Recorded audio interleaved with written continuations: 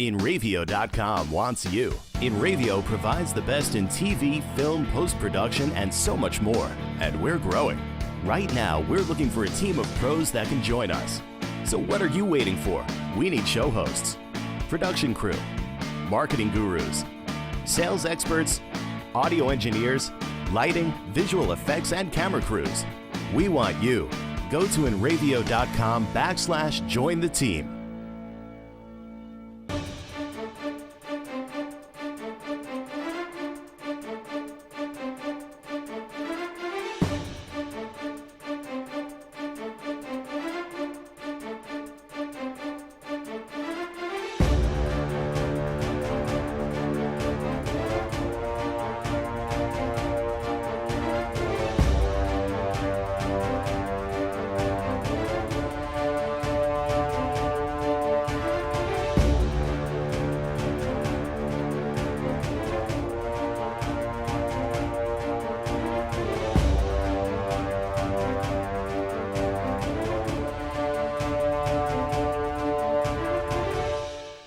InRavio.com.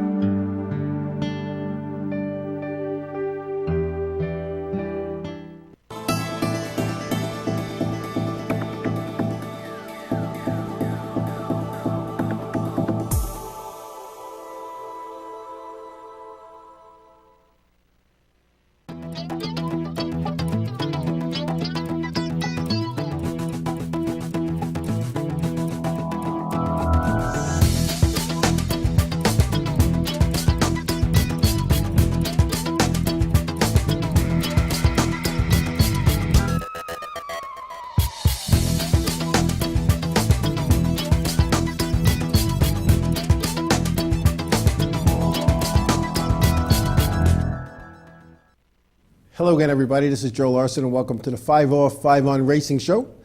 The chase is over. It's over. We're going to talk about that in a little bit. It gave the fans, for the most part, what they wanted to see, and we'll talk about that. So, welcome.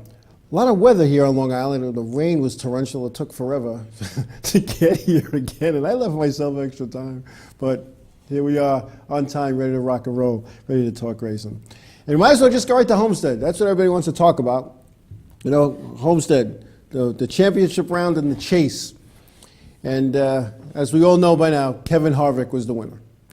Not only did he win the race, he won the championship. And it wasn't he just walked away with it. I mean, we got the results here. Kevin Harvick was first, Ryan Newman second, Brad Keselowski third. Paul Menard was fourth, Jamie McMurray fifth, Matt Kenseth rounded out sixth, Denny Hamlin seventh, one of the chase finalists, was seventh, Clint Boyer eighth, Jimmy Johnson ninth, and Jeff Gordon top 10 from the pole. And the cream always rises to the top. Everybody, and I shouldn't say everybody, a lot of people thought this was going to be a wreck fest, team guys taking out guys. Hey, let's make sure my guy gets in, let's take this guy. That didn't happen. The racing was clean, it was tough, it was concise, and all throughout the event in Homestead, the chase finalists in the championship round, Harvick, Newman, Hamlin, and well, I'm drawing a blank here.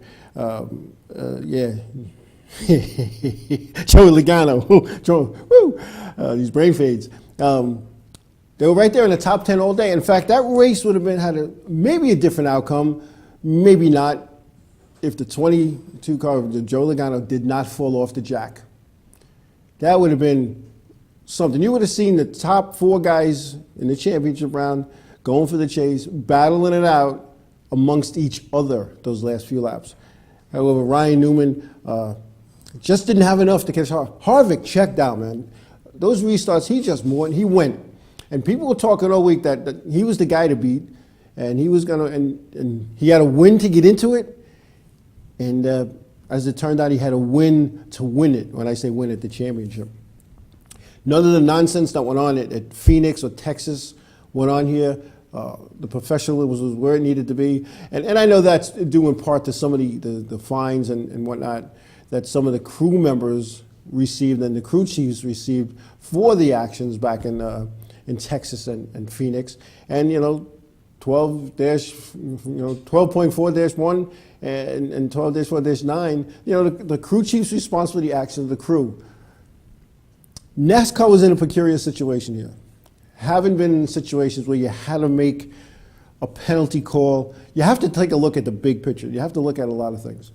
And I know at my local racetrack when I was running the show there, some of the things I had to look at, believe it or not, was this guy's car owner is a big sponsor at the facility. This car owner has billboards. This car owner is sponsoring races. This car owner pumps a lot of money into the racetrack. So if I suspend this race team, how does that affect the bottom line of the racetrack? Now, you shouldn't be making decisions based on that. Now, look, as far as I'm concerned, there's a rule about fighting.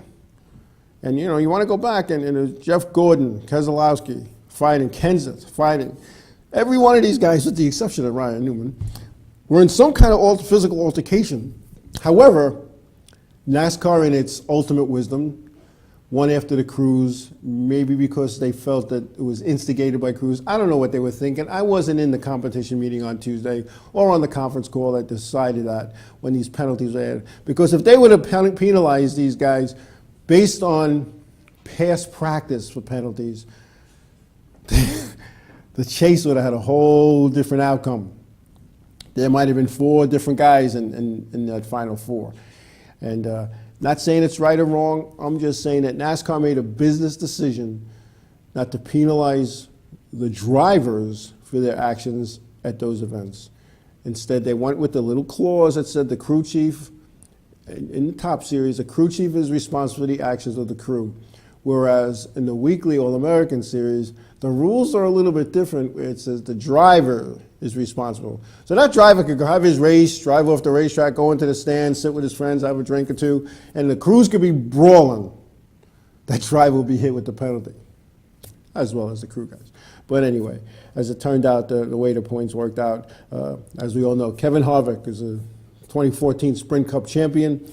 Ryan Newman was second, 1 point back. Denny Hamlin, third, 6 points back. Joey Logano, 15 points back and forth. Falling off the jack hurt him. Then we got Brad Keselowski in 5th, Jeff Gordon 6th, Matt Kenseth 7th, Dale Earnhardt Jr. 8th, Carl Edwards 9th, and rounding out the top 10, Kyle Busch. It was a good race. And from the get-go, and there's no secret, I was not a fan of this chase thing. It should be the driver with the most points after the last race is the champion. However, NASCAR is competing with a lot of stuff on Sunday afternoons and Saturday nights, television-wise, is where they get a good portion of their revenues. So they had to get the ratings up. They had to do something. They had to create an interest, and that's what the chase did. And let me tell you something, whether you like it or not, there was interest. People tuned into that race yesterday on TV to see who was going to take who out, what team cars were going to take who out, and what kind of fights there were going to be afterwards when it was all said and done. And I'll tell you what, we didn't see that. The professionalism came to the top, and as I said earlier, the cream rose to the top. These are the top 4 guys, the way the chase made it out to be, and those 4 guys raced hard, they raced clean, and when it was all said and done, Kenseth, driver for Stuart Haas, wins his first championship. And so it was good. I mean, again, I wasn't a fan of the chase. And, and in the social media, a lot of people say, let's figure out if it wasn't the chase, who would have had the most. Let's not. Does it matter? It doesn't matter. All right? It's like years ago with the points. It was drivers went to the races that paid the most. Why? Because the payoff was a direct correlation of the points that you earned. So if you went to a race that paid very little, yeah, you got your laps and you got your time in, but you didn't get the same points. It was a complicated formula that determined the points. Now we don't have that. And you know what? And we can't put NASCAR down for coming up with this playoff version of racing for the chase. Look at all the professional sports that we have in America. Hockey. Hockey plays an 82-game season to take the top 16. 8 from one side and 8 from the other, and they have playoffs, all these rounds of playoffs until an elimination. You only got 2 left, and they're in the Stanley Cup. Baseball. It used to be, when I was a kid, this is how baseball worked. And I'm an old guy, this is how baseball worked. The American League team with the most wins played the National League team with the most wins for the World Series. That's why when you look at some of the records in baseball with the playoffs, by guys from now, in the last 10 years or so. Yeah, because they didn't have playoffs until 1968.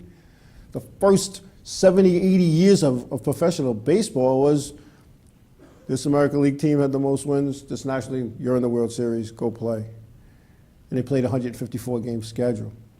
Now there's all these rounds of players. And let's add another wild card. Why do they do it? It's all about revenue, TV revenue. Same thing with professional football. You know, you get to the last week or two of professional football, and you need a scorecard to figure out, well, this team could lose and still make the playoffs if these 3 teams win. And come on. It's the guys with the best record and the guys with the most points should be the championship. But this chase isn't going away because it did what it intended to do, and that was create an interest in the sport at a time when professional football is kicking in. A lot of people are doing this switch back and forth routine. I got to watch my Jets. I got to watch the Giants. I got to watch the Redskins. I got to watch this team. I got to watch Tampa Bay. I got to watch the Jaguars. I got to watch all these football teams. And I got my fantasy football. Oh, let me see. Let's look and see. Oh, lap 137. This guy's winning. Okay, back to the football. NASCAR needed to change that, and they did. And good marketing ploy. I have to say, good marketing ploy. Because again, they created the awareness. I stayed awake. I normally fall asleep when I watch a race. Not because it's boring to me, is I finally get to just go like this on a Sunday afternoon. Sit back, have a little snacks, a little drink, eat. It's all good. But I stayed awake because I got to admit, I was waiting to see who's going to rub who out of the way. Ryan Newman, pushed Kyle Larson out of the way in Phoenix to get that last spot, which knocked Jeff Gordon out, who's still crying about it. He shouldn't have been in the chase last year, and NASCAR changed the rules, at the last minute to get Jeff Gordon in. Jeff Gordon, sorry, Jeff, you're a good driver. You have a lot of wins, a lot of championships, but you know what? You're fading away. You're fading. You don't have what you once had. You're not as dominating as, although the last couple of weeks he did look dominating. But, Jeff Gordon's been in this sport. He started in 1992. His first Cup race was Rich Petty's last race in Atlanta in 1992. And he came out of the Nationwide Series when he drove the Baby Ruth car. And, do the math, folks. That's 22 years. And the guy has back problems similar to Mark Martin. And Jeff hasn't even really been in any real big wrecks over the years. But you know what? Sitting around doing this 5 hours every Sunday afternoon, bumping and grinding. Everybody thinks you just sit back. Well, let me just sit back. Let me just try and have a cigar. Did anybody watch the in-car cameras? Their arms weren't stopped. You got to be in good shape to be a race car driver. I don't care what anybody says. But anyway, that's sort of congratulations to Kevin Harvick on his championship. Congratulations to Stewart Haas Racing on their championship. A fairly new organization. They're not around a long time like the Hendricks and Gibbs and whatnot and Roush. This is good. This was a season where Tony Stewart can look back now and say, hey, you know what? They're going to remember that my team won the championship. The team that I'm a part owner of won the championship. Maybe they'll forget about all that other stuff that happened at Canyonga, and we can move forward. Anyway, we're going to take a break. When we come back, we got some garage news to talk about in the Cup level when we come back.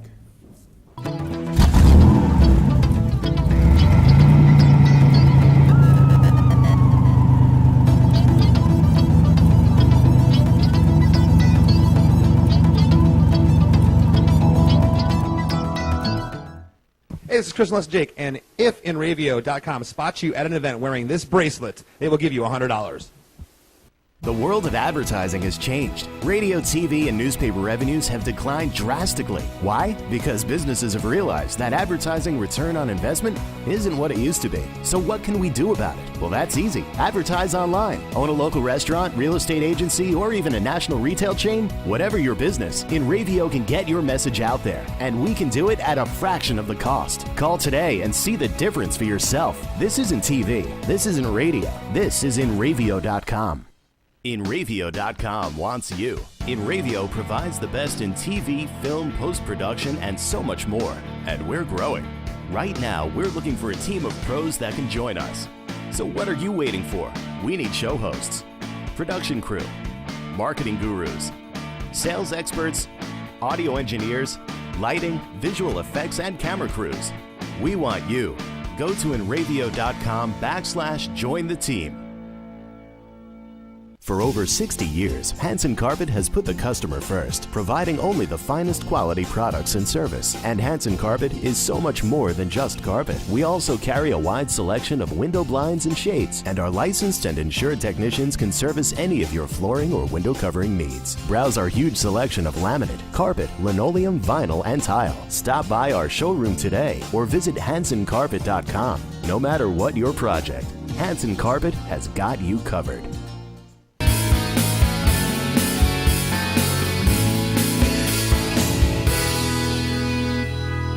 Transmission of lice occurs from being in the wrong place at the wrong time. Like catching a cold or the flu. You have guaranteed peace of mind in every bottle of Got Lice because all of our products are completely natural And organic. but strong enough to cover all your lice removal needs while being safe and effective. Our professional technicians are specially trained with our exclusive proven technique to successfully comb out head lice. We come right to your home at your convenience. Whenever you want us. We bring everything needed to perform a successful and complete comb out while eliminating your head lice. And we leave you with our exclusive complimentary products to use for the next 10 days following our treatment. For free. Our technicians also check all family members who have been exposed to lice. Please visit us on our website today at gotlice.co or feel free to call 24 hours a day, 7 days a week at 646-257-0121.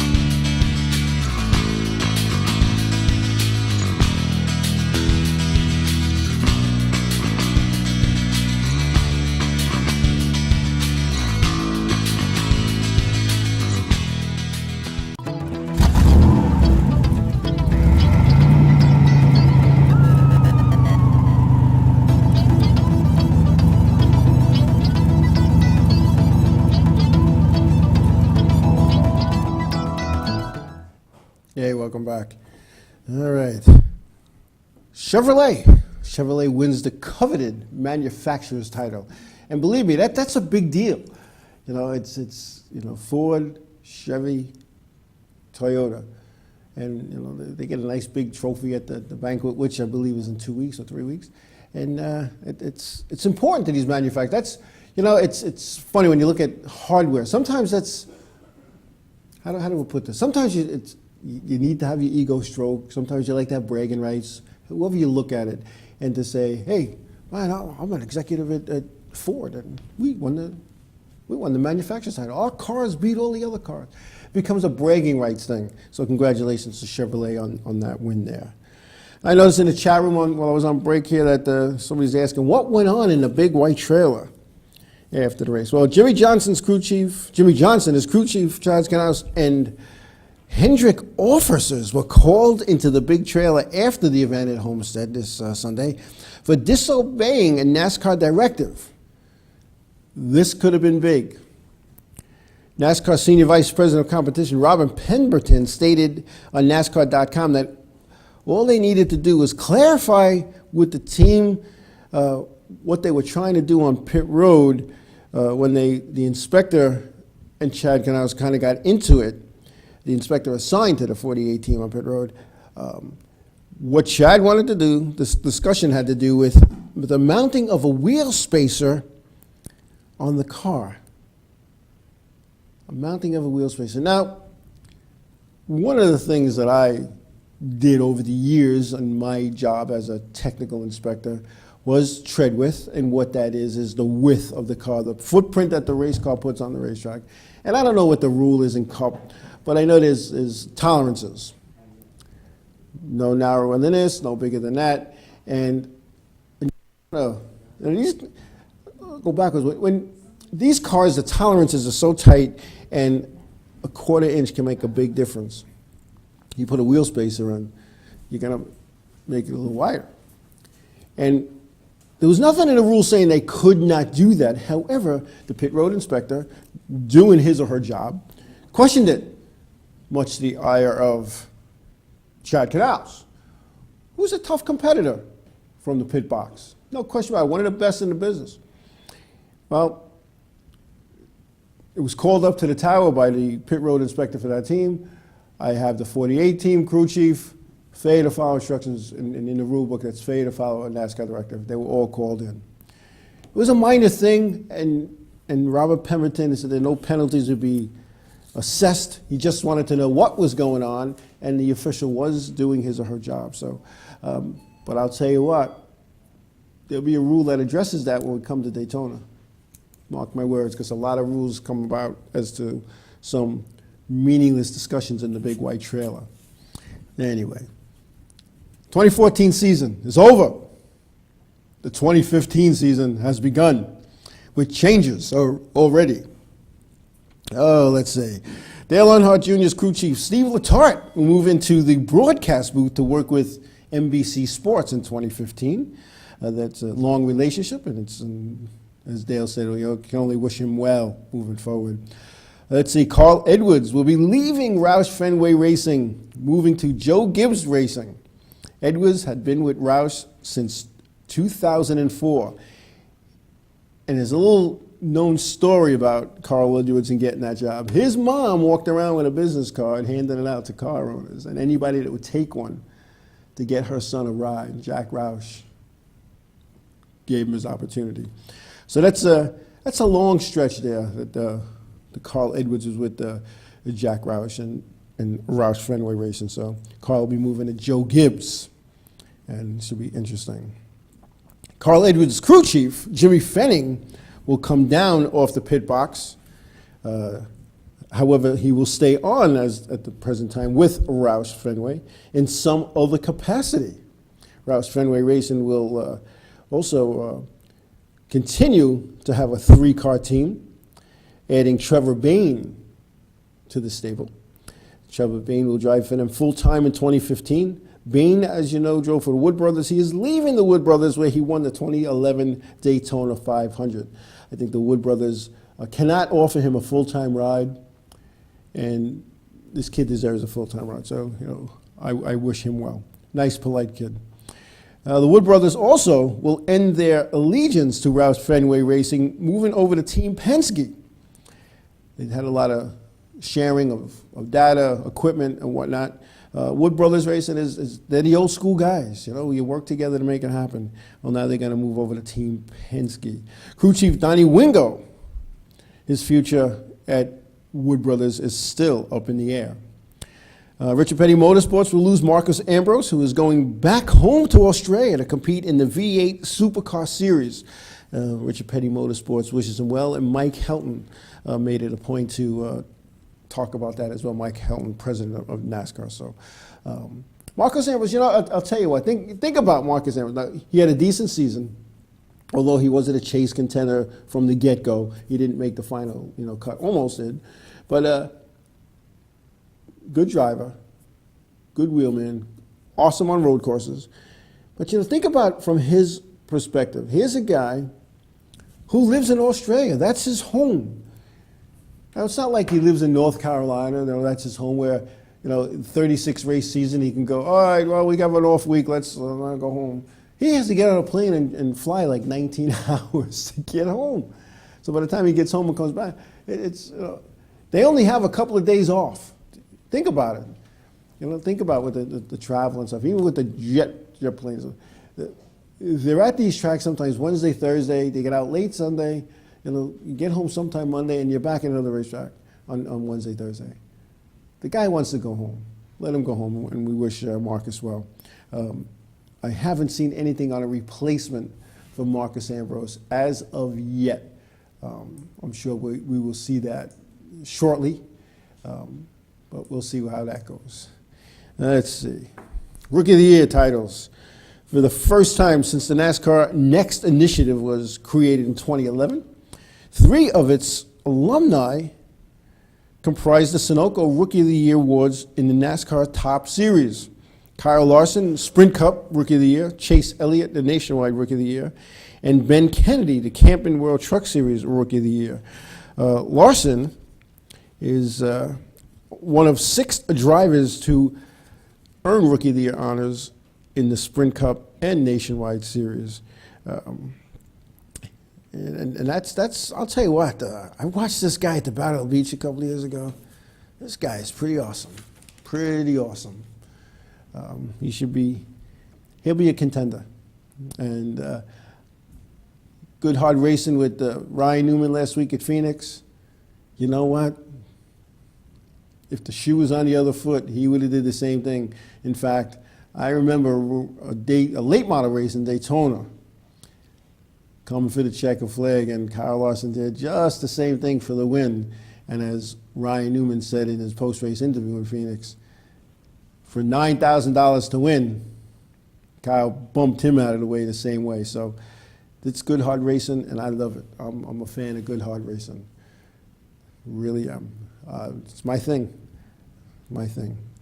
Nothing wrong with it. Anyway, Nationwide. It's almost an afterthought with that series being clinched, the championship being clinched last week with Chase Elliott being crowned champion. But the Nationwide was at Homestead also. Matt Kenseth was the winner. Kyle Busch was second. Kyle Larson third. Ryan Blaney was fourth. Got Chris Buescher in fifth. Reagan Smith sixth. Ty Dillon seventh. Brad Keselowski eighth. Elliott Sadler ninth. And Brian Scott rounding out the top 10. The final top 10 in points in the Nationwide Series in its final season, as it becomes the Xfinity Series in 2015. Chase Elliott, as we know, is the champion. Reagan Smith second. Elliott Sadler third. Brian Scott fourth. Ty Dillon is fifth. Trevor Bean sixth. Chris Buescher seventh. Brendan Gaughan eighth. Ryan Reed ninth. And James Buescher rounding out the top 10. The Camping World Truck Series, which was also at Homestead. Darrell Wallace Jr. in his last race for that team. Kyle Busch Motorsports. Darrell Wallace Jr. was the winner with Kyle Larson second, Timothy Peters third, Kyle Busch fourth, Ryan Blaney fifth, Tyler Reddick sixth, Ty Dillon was seventh, Joe Nemechek eighth, Matt Crafton ninth, and Johnny Sauter rounding out the top 10. Camping World Truck Series points, final points. Matt Crafton is the winner. Ryan Blaney second, Darrell Wallace Jr. third, Johnny Sauter fourth, Timothy Peters was fifth. Jermaine Caroga was sixth, Joey Coulter seventh, Jeb Burton eighth, Ben Kennedy ninth, and Brian Silas rounding out the top 10 in the Camping World Truck Series division. So, with the season ending now, the off season in the top 3 is real short-lived. So we got the banquets coming up, the Nationwide Truck Banquet, I believe, in 2 weeks. The Cup Banquet is in 3 weeks. And then they have off for the holidays, and testing starts in January, and we're back in Daytona in February. So it's the off season is rather short. So we'll see what happens in 2015 with the top 3. We'll see. There's going to still be some silly season stuff going on, a lot of moves and a lot of changes. It'll be interesting to see who's going to move up from Nationwide to Cup, who's going to move down, who's going to end up in trucks, who's going to move up. Should be interesting, and I think there's some guys here in the Camping World Truck Series who are ready to be Xfinity drivers. I guess we can say that now, and it should be interesting. We'll see which ones move and which ones don't. Anyway, we're going to take a break, and when we come back, we're going to talk about what's going on and some of the rumors going on in the NASCAR Whelen Modified Touring Series when we come back.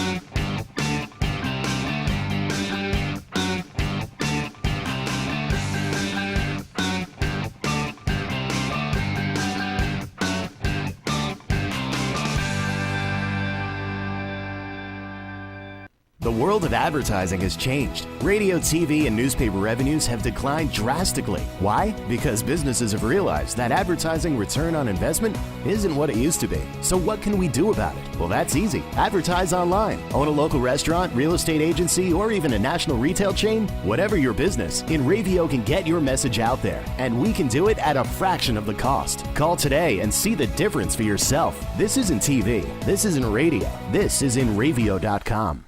Hey, this is Chris and Jake, and if InRavio.com spots you at an event wearing this bracelet, they will give you $100.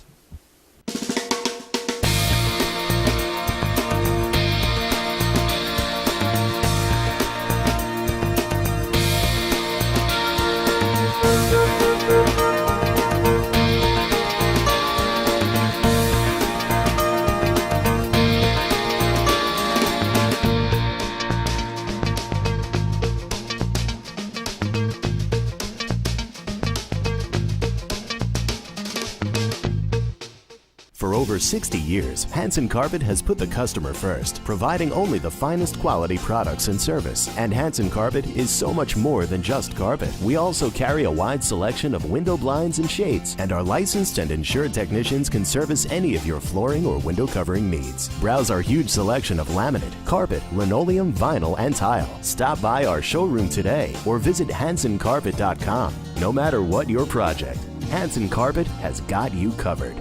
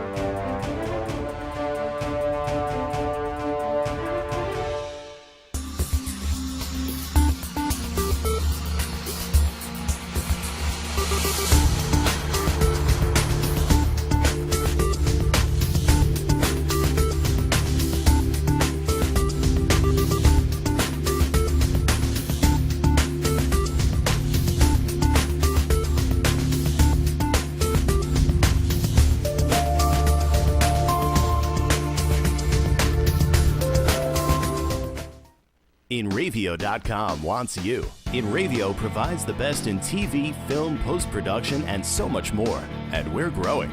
Right now, we're looking for a team of pros that can join us. So what are you waiting for? We need show hosts, production crew, marketing gurus, sales experts, audio engineers, lighting, visual effects, and camera crews. We want you. Go to InRavio.com/join the team.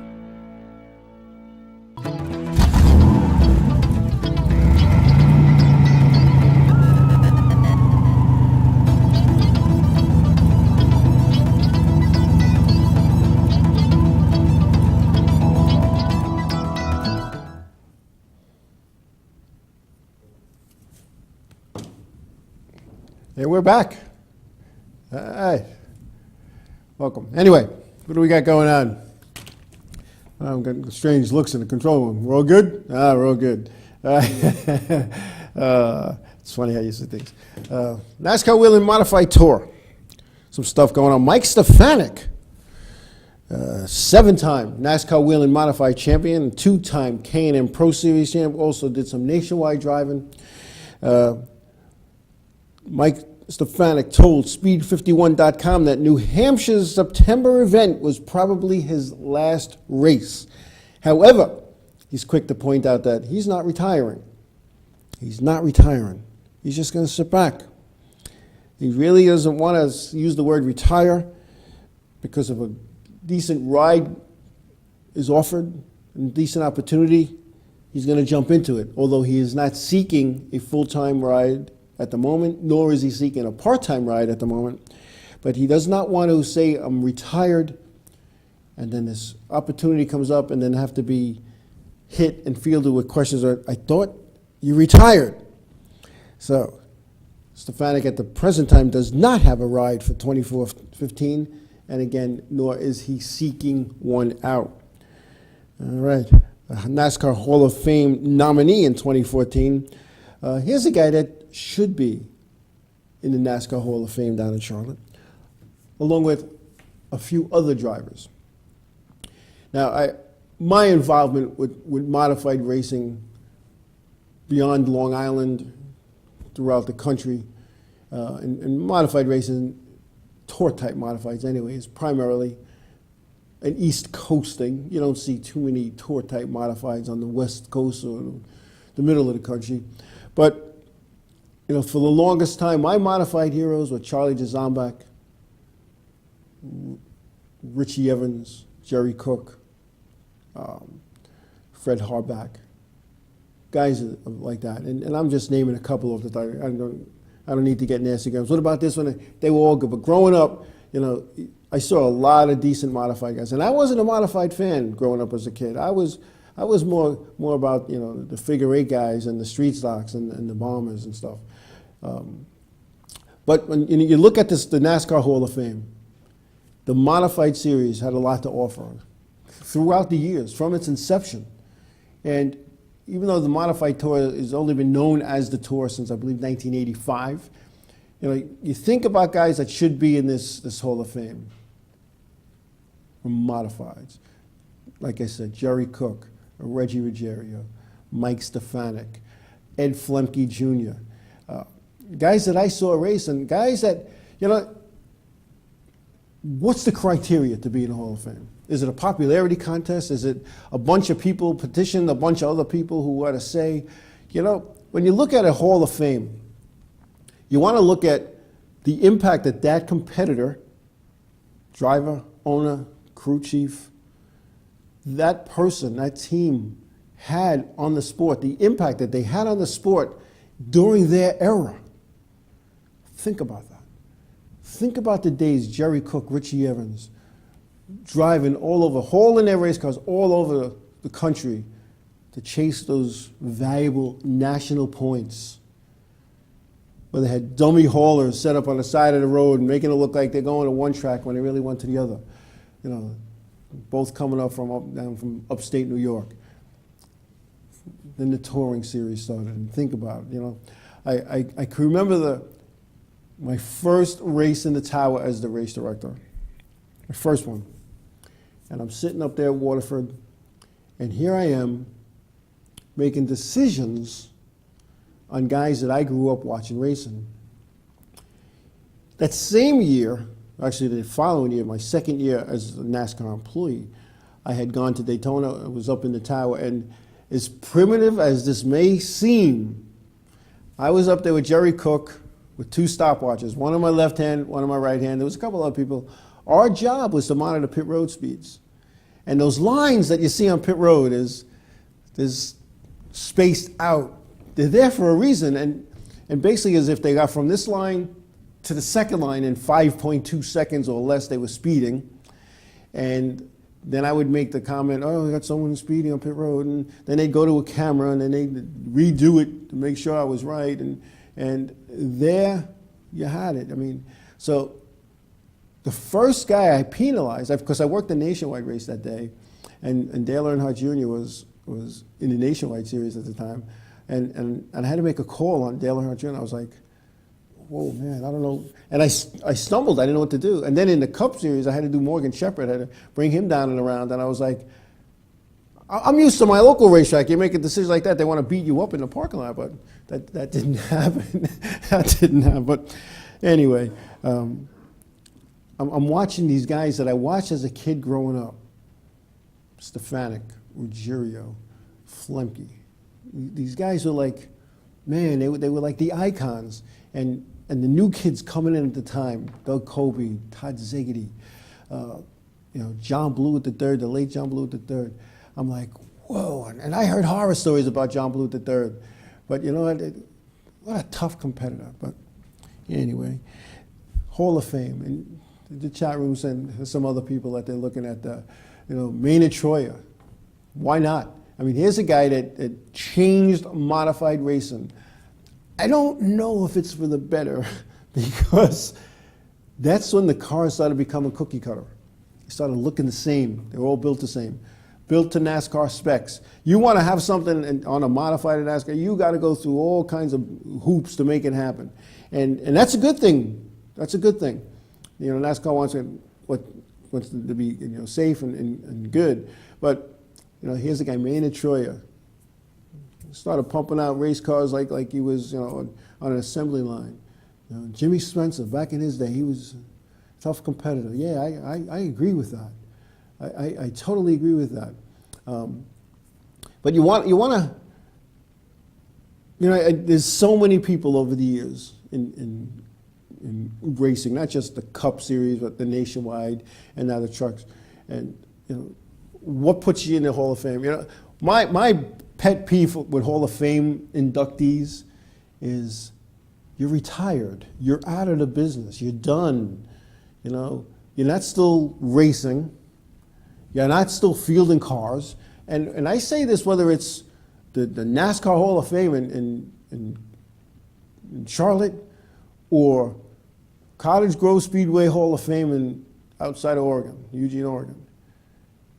If you're still competing and if you're still racking up numbers, whether you're a driver or car owner, you don't belong in a Hall of Fame yet. And I also look at Hall of Fame guy, you know, a guy in his 30s shouldn't be in the Hall of Fame unless, of course, they're no longer with us. They're racing in that racetrack in the sky. But even then, that person needs to have made some kind of impact on the sport. And in some of these Hall of Fame things, it becomes a popularity contest, or a guy has somebody's ear and he wants to get their buddies in, and you know,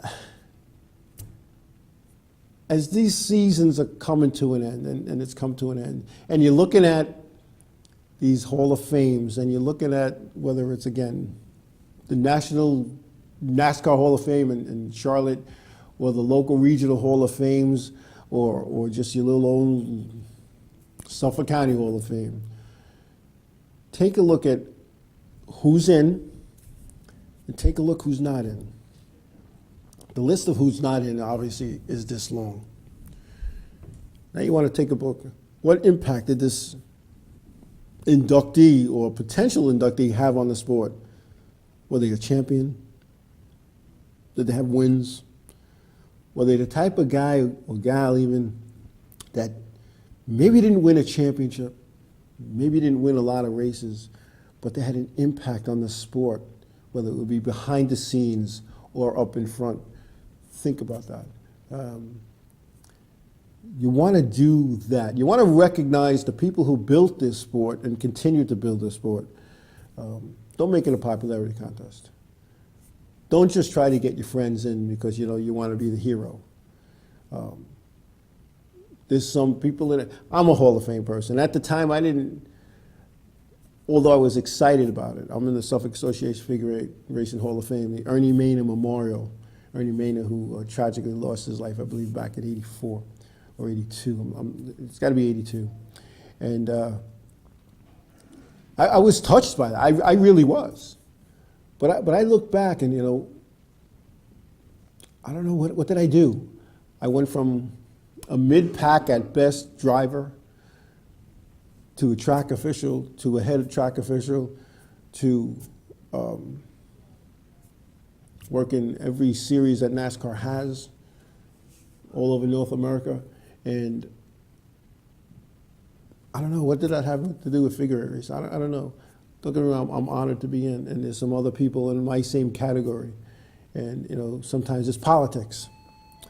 But think about that. Think about, there's a lot of guys and gals out there that belong in your local Hall of Fame and the National Hall of Fame that are not and should be.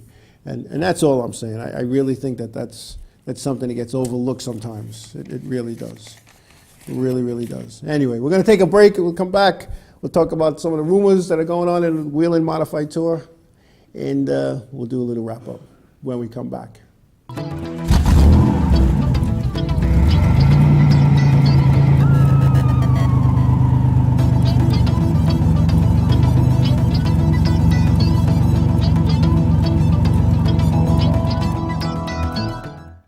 over 60 years, Hanson Carpet has put the customer first, providing only the finest quality products and service. And Hanson Carpet is so much more than just carpet. We also carry a wide selection of window blinds and shades, and our licensed and insured technicians can service any of your flooring or window covering needs. Browse our huge selection of laminate, carpet, linoleum, vinyl, and tile. Stop by our showroom today or visit HansonCarpet.com. No matter what your project, Hanson Carpet has got you covered.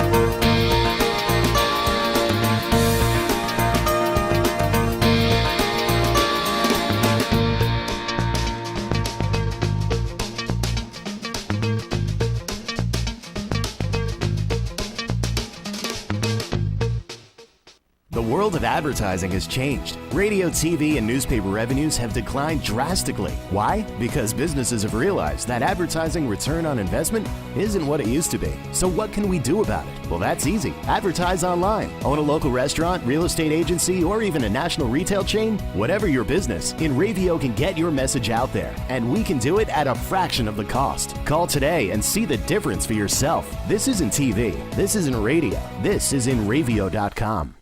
Hey, this is Chris and Les Jake, and if InRavio.com spots you at an event wearing this bracelet, they will give you $100.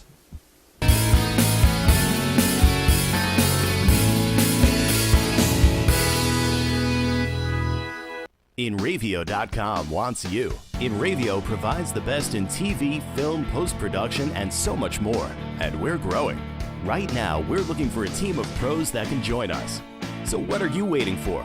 We need show hosts, production crew, marketing gurus, sales experts, audio engineers, lighting, visual effects, and camera crews. We want you. Go to InRavio.com/join the team.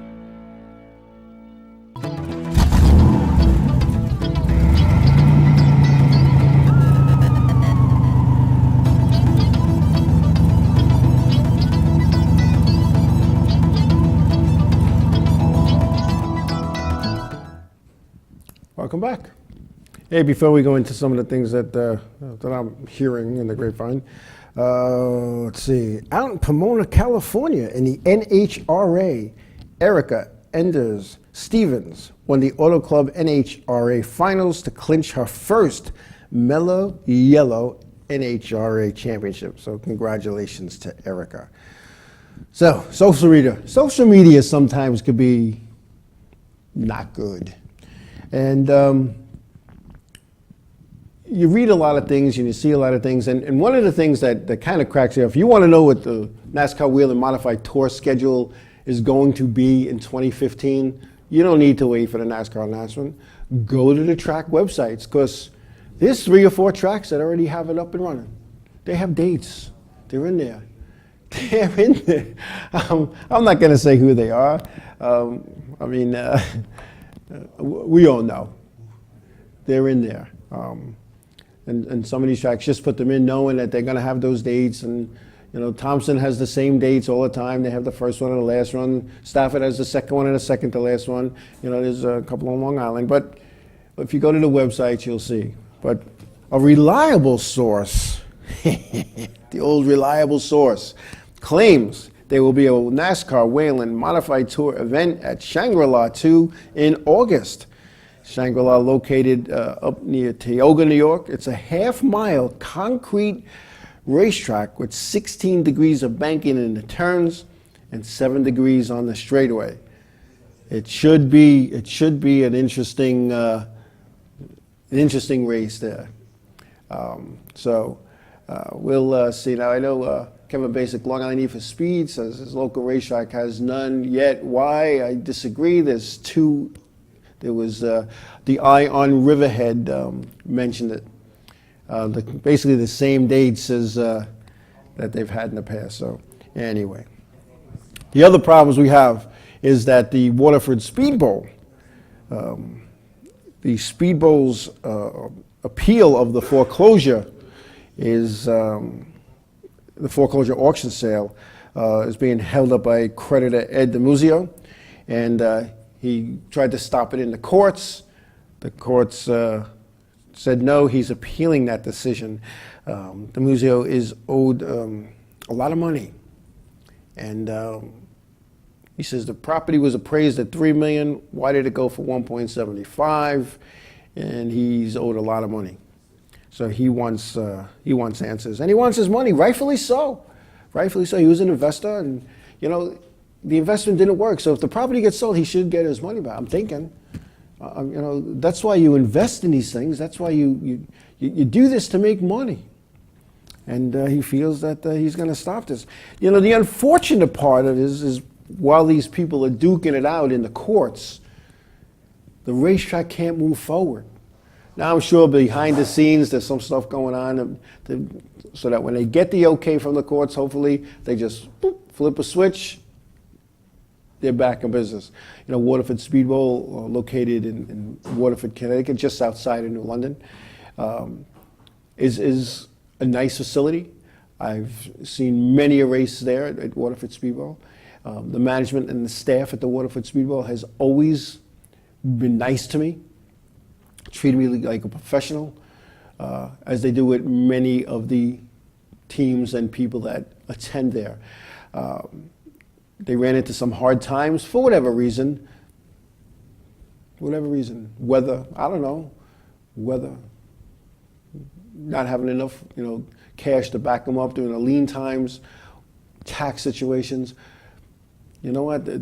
Terry Ames, who ran the place, did the best he could with what he had, and we'll see what happens. I mean, one of the things that I had suggested back years ago, and when the legend cars were racing here on Long Island and racing up there in Waterford, I had suggested a cross-sound challenge, 6-race series, 3 runs in Waterford, 3 on Long Island, and they pick a cross-sound champion, a perpetual cup made, so that it went from team to team, champion to champion every year.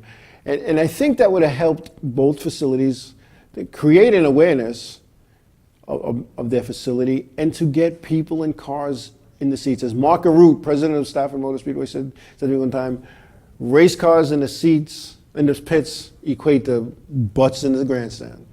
And there's no true words are ever said. And I saw somebody in the chat room said earlier that there were a lot of empty seats at Homestead. Yeah, there were. But people just don't have the money to travel like they used to. And traveling today is so difficult, so difficult. And it's not cheap. It's very expensive to go to these events, and the hotels jack up the prices, and the airlines, they look at it and they say, oh, there's an event, boom, let's bump that price up. And the airline industry, the only industry in the world is when you have a couple of seats left, they raise the price. Whereas in just about every other business model where there's only a couple of items left, let's get it off the shelf, let's get it out on clearance. The airline, I strongly dislike the airline industry.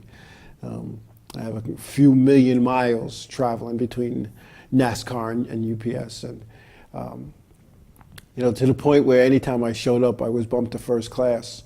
It doesn't happen anymore.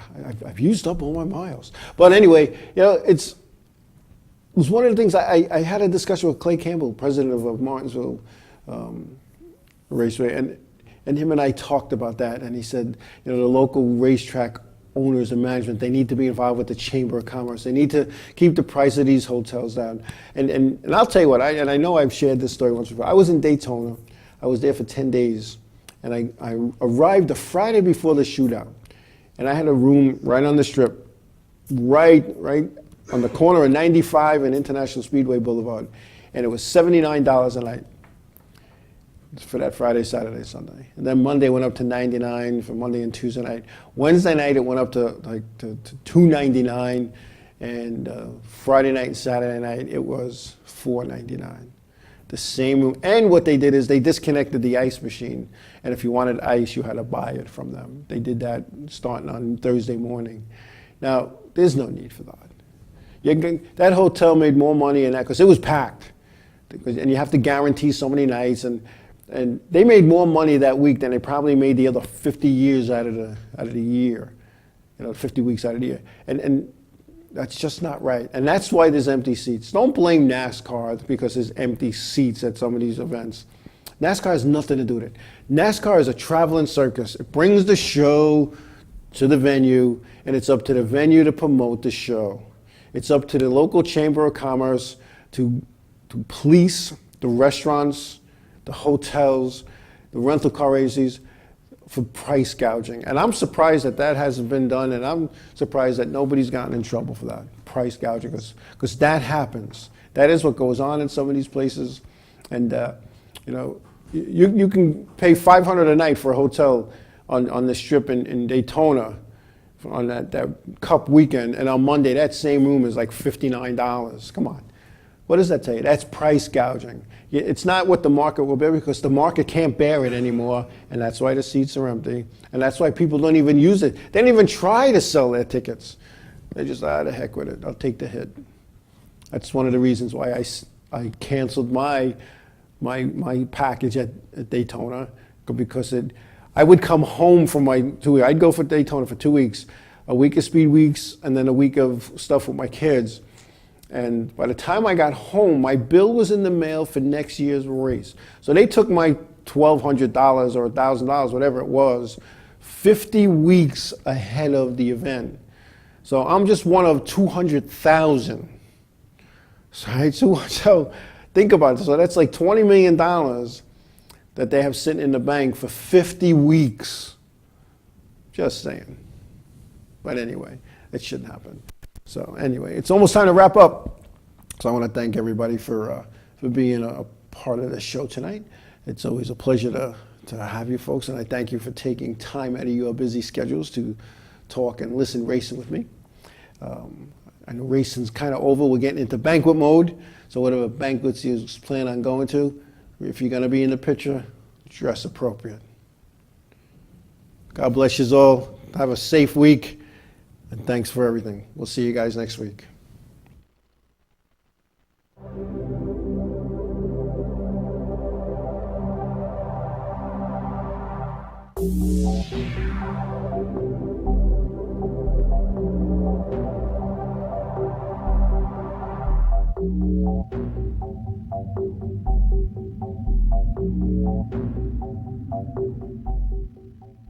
InReview.com.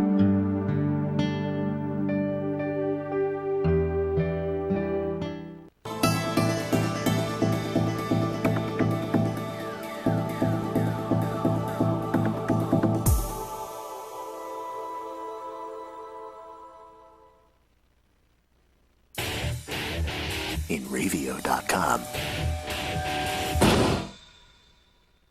InReview.